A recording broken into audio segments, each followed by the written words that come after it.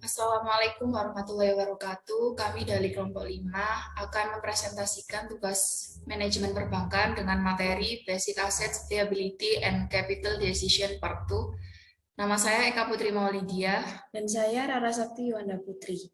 Baik, langsung saja kita ke pembahasan pertama, yaitu manajemen portofolio. Manajemen portofolio menurut para ahli, yaitu J. Fred Weston, ahli keuangan, portofolio dapat diartikan sebagai kombinasi atau gabungan berbagai aktiva.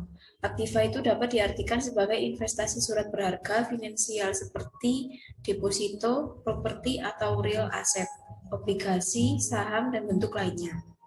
Sedangkan menurut McKin et al., manajemen portofolio adalah suatu proses yang mana beberapa kegiatan dikombinasikan dengan cara yang berurutan untuk menghasilkan suatu produk. Pengertian umum manajemen portofolio. Secara umum, manajemen portofolio merupakan suatu proses yang dilakukan oleh investor untuk mengatur dana yang dimilikinya agar diinvestasikan dalam bentuk portofolio yang diinginkannya. Portofolio merupakan kombinasi kepemilikan dari dua saham perusahaan yang berbeda agar investor bisa meraih return optimal sekaligus dapat memperkecil risiko melalui diversifikasi. Selanjutnya yaitu faktor-faktor dalam investasi portofolio. Di sini faktor-faktor tersebut dibagi menjadi 5. Yang pertama yaitu tingkat pengembalian yang diharapkan. Hal ini sangat dipengaruhi oleh kondisi internal dan eksternal. Yang kedua, ramalan keadaan di masa yang akan datang. Tingkat inflasi yang stabil akan dapat mendorong pertumbuhan investasi portofolio. Yang ketiga yaitu tingkat bunga. Tingkat ini menentukan jenis-jenis investasi yang akan memberi keuntungan kepada para pengusaha dan dapat dilaksanakan. Yang keempat, biaya investasi. Jika tingkat bunga semakin tinggi, maka biaya investasi akan semakin mahal. Akibatnya minat berinvestasi semakin turun. Yang kelima yaitu tingkat pendapatan nasional dan perubahannya. Investasi akan meningkat apabila pendapatan nasional semakin meningkat dan begitu juga sebaliknya. Resiko tingkat pengembalian portofolio. Resiko yang dapat diversifikasi atau diversible risk, risiko yang dapat diversifikasi disebabkan oleh peristiwa-peristiwa acak seperti gugatan hukum, mogok kerja, program pemasaran yang berhasil dan tidak berhasil, memenangkan atau kehilangan kontrak penting, dan peristiwa-peristiwa buruk lainnya yang menimpa perusahaan. Peristiwa ini terjadi secara acak. Pengaruhnya pada suatu portofolio dapat dihilangkan melalui diversifikasi, yaitu di mana peristiwa buruk yang menimpa satu perusahaan akan ditutupi oleh peristiwa baik yang dialami perusahaan lainnya. Yang kedua yaitu resiko pasar atau market risk. Resiko pasar mencerminkan resiko penurunan pasar saham secara umum yang tidak dapat dihilangkan dengan diversifikasi. Resiko pasar ini muncul akibat faktor-faktor yang secara sistematis mempengaruhi sebagian besar perusahaan, seperti inflasi dan tingkat suku bunga yang tinggi. Sebagian besar saham akan dipengaruhi secara negatif oleh faktor-faktor di atas, sehingga resiko pasar tidak dapat dihilangkan oleh diversifikasi. Selanjutnya, proses manajemen portofolio. Proses manajemen portofolio menurut CFA, Carter Financial Analyst, meliputi yang pertama perencanaan portofolio, yang kedua eksekusi portofolio, yang ketiga umpan balik kinerja portofolio, yang keempat mengukur kinerja portofolio. Untuk penjelasan yang pertama yaitu perencanaan portofolio. Tahapan awal dari manajemen portofolio adalah perencanaan atau planning. Tahapan perencanaan ini memfokuskan pada penentuan input-input yang diperlukan untuk membentuk portofolio, yaitu yang pertama return ekspektasian individual sekuritas, atau input ini digunakan untuk membentuk suatu ekspektasian portofolio. Yang kedua, varian return individual sekuritas. Dan yang ketiga, covariant return individual sekuritas. Varian of varian return individual sekuritas digunakan untuk membentuk varian return atau resiko portofolio. Yang kedua yaitu eksekusi portofolio. Beberapa tahapan dalam mengeksekusi portofolio adalah sebagai berikut. Yang pertama, alokasi aktiva. Yang kedua, optimalisasi portofolio. Yang ketiga, pemilihan sekuritas. Yang keempat, implementasi dan eksekusi. Untuk yang ketiga, umpan balik kinerja portofolio. Proses ini yang membedakan antara manajemen portofolio dengan hanya sekedar membuat portofolio.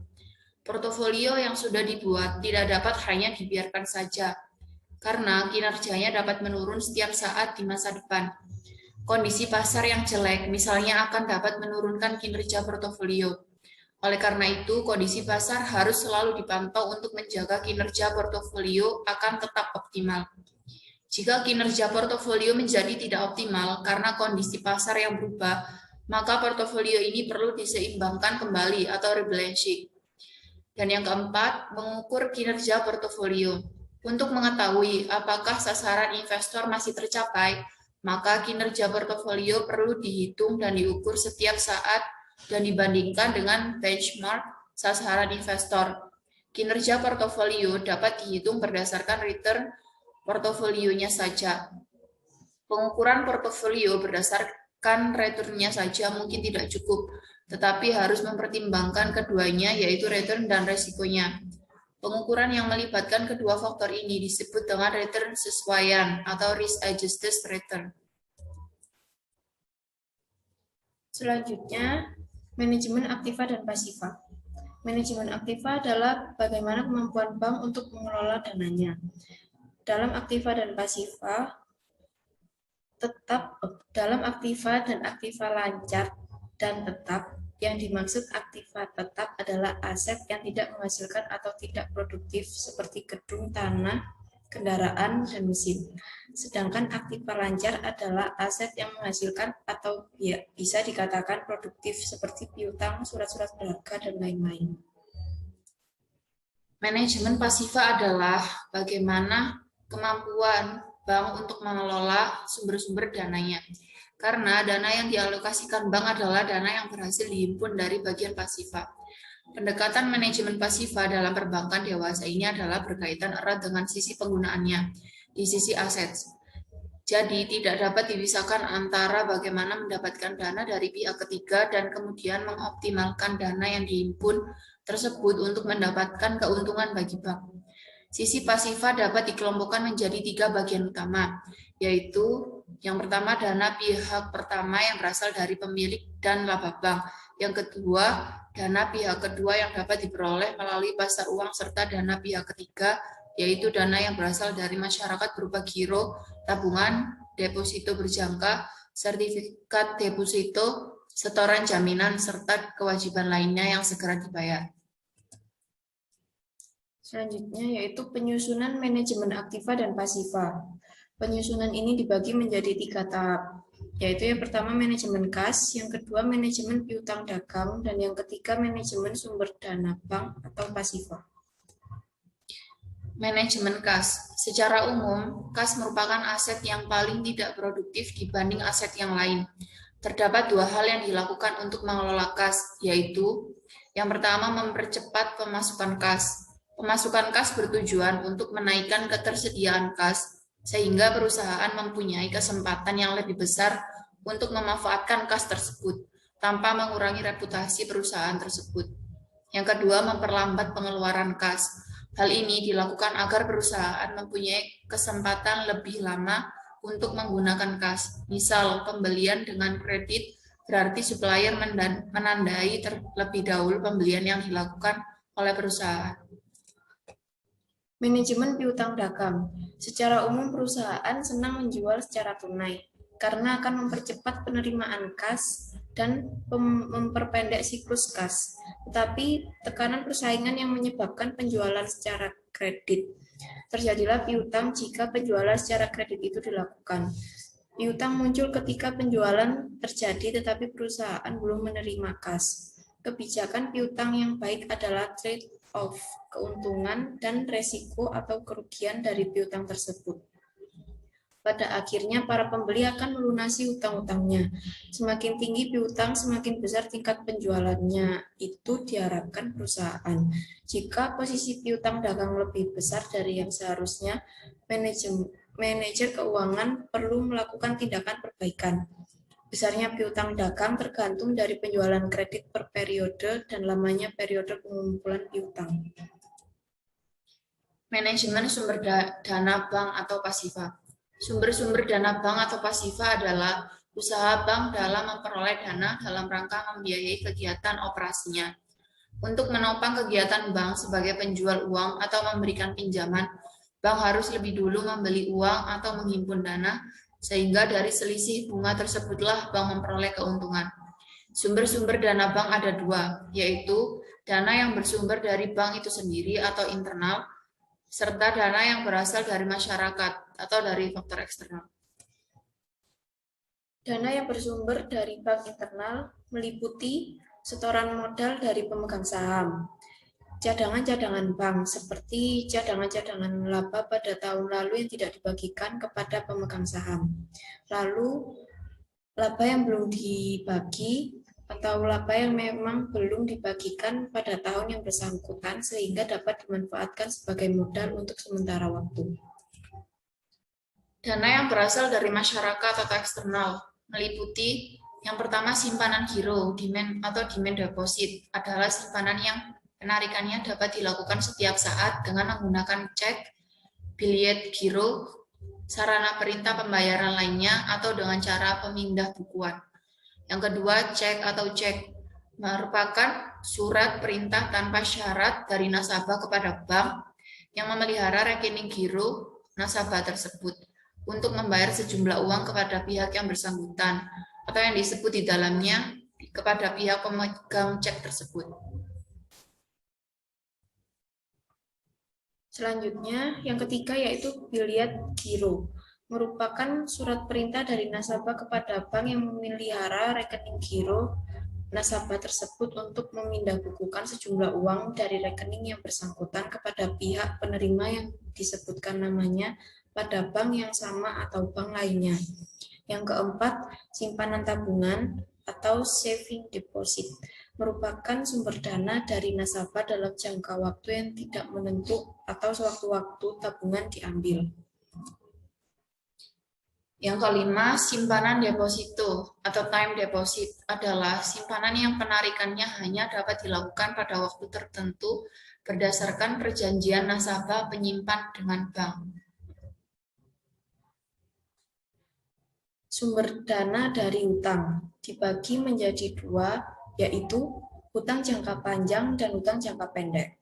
Hutang jangka panjang adalah kewajiban kepada pihak tertentu yang harus dilunasi dalam jangka waktu lebih dari satu periode akuntansi atau 1 tahun, dihitung dari tanggal pembuatan neraca per 31 Desember. Pembayaran dilakukan dengan kas, namun dapat diganti dengan aset tertentu. Kelebihan menarik hutang jangka panjang melalui obligasi dibanding menambah modal sendiri dengan mengeluarkan saham. Keuntungan pertama yaitu pemegang obligasi tidak mempunyai hak suara dalam kebijakan perusahaan sehingga tidak mempengaruhi manajemen. Keuntungan yang kedua yaitu bunga obligasi mungkin lebih rendah dibanding dividen yang harus dibayarkan kepada pemegang saham. Serta keuntungan yang ketiga yaitu bunga merupakan biaya yang disebabkan pada perusahaan yang dapat mengurangi kewajiban pajak, sedangkan dividen adalah pembagian laba yang tidak dapat dibebankan sebagai biaya. Jenis hutang jangka panjang ada dua, yaitu yang pertama hutang hipotek. Hutang yang timbul berkaitan dengan perolehan dana dari pinjaman yang dijaminkan dengan harga tetap. Dalam perjanjian disebutkan harta peminjam yang dijadikan jaminan berupa tanah atau gedung. Jika peminjam tidak melunasi pada waktunya, pemberi pinjaman dapat menjual jaminan tersebut yang kemudian diperhitungkan dengan hutang. Dan yang kedua yaitu hutang obligasi. Hutang yang timbul berkaitan dengan dana yang diperoleh melalui pengeluaran surat-surat obligasi. Pembeli obligasi disebut pemegang obligasi. Dalam surat obligasi dicantumkan nilai nominal obligasi, bunga per tahun, tanggal pelunasan obligasi, dan ketentuan lain sesuai jenis obligasi tersebut. Utang jangka pendek adalah suatu kewajiban akan dikelompokkan sebagai utang jangka pendek apabila pelunasannya akan dilakukan dengan menggunakan sumber-sumber aktiva lancar atau dengan menimbulkan utang jangka pendek yang baru. Utang jangka pendek adalah suatu pinjaman dana atau yang disebut sebagai kewajiban yang harus dibayar dan bersifat sebagai dana darurat. Selain itu, hutang ini juga memiliki jatuh tempo dalam kurun waktu kurang dari 1 tahun. Pada ilmu akuntansi, utang jangka pendek biasa disebut sebagai liabilitas lancar. Dalam dunia bisnis, tambahan dana dari utang lazim dilakukan oleh pemilik bisnis, baik perusahaan kecil, menengah, maupun besar. Untuk melunasi kewajiban perusahaan, hal pertama yang dilakukan yaitu melakukan perhitungan atas kepemilikan aktiva atau aset perusahaan. Tetapi ketika pemilik bisnis tidak dapat melunasi utangnya, maka perusahaan akan mengambil kebijakan untuk memotong dividen atas keuntungan dari pemilik investor. Sekian dari presentasi dari kelompok kami. Apabila ada salah kata, mohon dimaafkan. Wassalamualaikum warahmatullahi wabarakatuh.